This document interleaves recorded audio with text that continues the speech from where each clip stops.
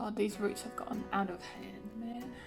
Hi everyone, it's Bethany from Beth and Books and welcome back to my book nook. Today I am going to be sharing with you 5-star predictions. This is kind of going to be in two parts, so this first video is sharing the books and then there'll be another video in a few months time reviewing whether or not they were 5-star reads for me. I just want to preface this by saying I have put out a video that's like some upcoming releases I'm excited for. Technically, all of those are also 5-star predictions because I'm only going to want to read books that I'm excited for, if you get what I mean. But these books specifically are more backlist ones that are on my Goodreads TBR for quite some time. So let's get on with it. First of all is Gail Honeyman's book called Elinor Elephant is completely fine. Oh my god, that took me so many times to say it right. Honeyman's Elinor Elephant. Elinor Elephant is really fine. No. So in this book we follow Elinor Elephant and she is very introverted in that she likes to stay at home. She doesn't like to converse with people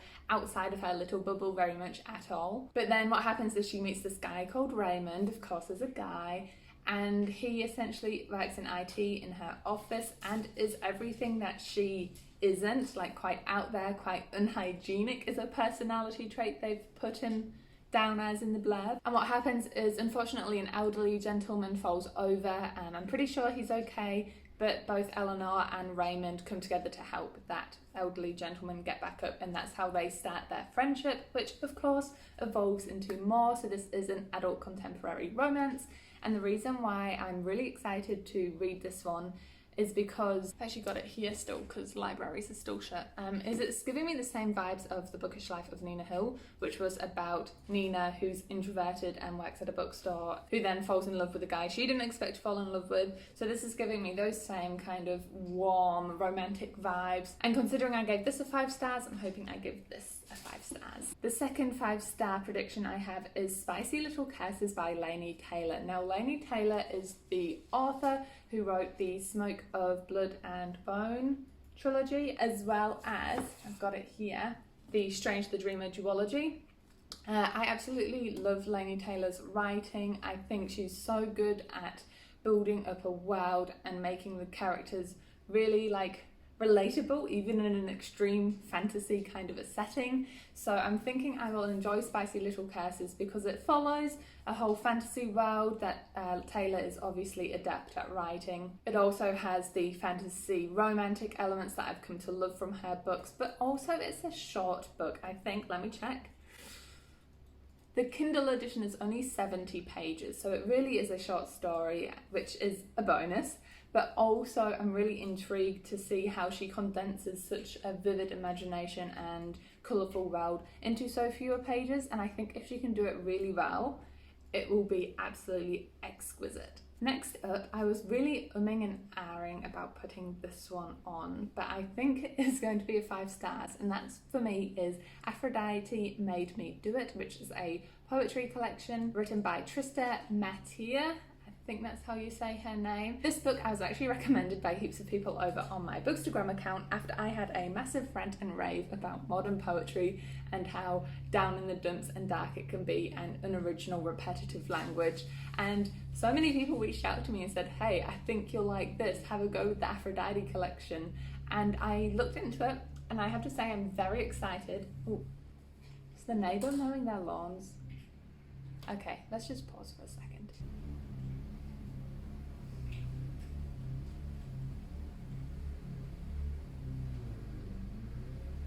Okay, it's been a wee while, but we are back. Where did I get up to? Right, Aphrodite Made Me Do It. So this poetry collection is supposedly meant to be linked together by the main narrator or the main theme of the goddess Aphrodite. And by the end of the collection, we are meant to believe in the possibility of healing. So it does sound like it possibly starts off a bit dark, but by the end of it, it ends on a more positive, uplifting note. The fourth book that I think will be a 5-star read is We Hunt the Flame by Hafsah Faizal. This sounds to me like a very Mulan-esque story in that we have a female called Zafira and she is a hunter, but she is dressed as a male and she goes into the forest which is cursed to help save her people. We then have the king's son called Nasir and he is nicknamed nicknamed the Prince of Death, and it's his job to essentially assassinate people who don't align with his dad's way of seeing the world. And then the story goes on to follow, there's this artifact that both of them are after,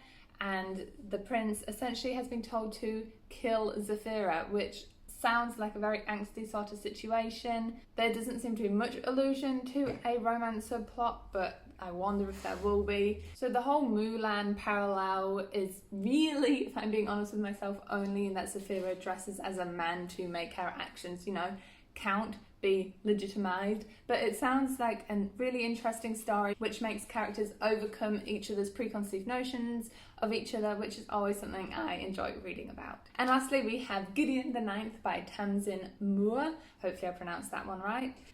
And this is a fantasy sci-fi book, but it also has LGBT representation in it. And essentially, get this, it's a book about lesbian necromancers, which in and of itself are two words that I never thought I would hear put together.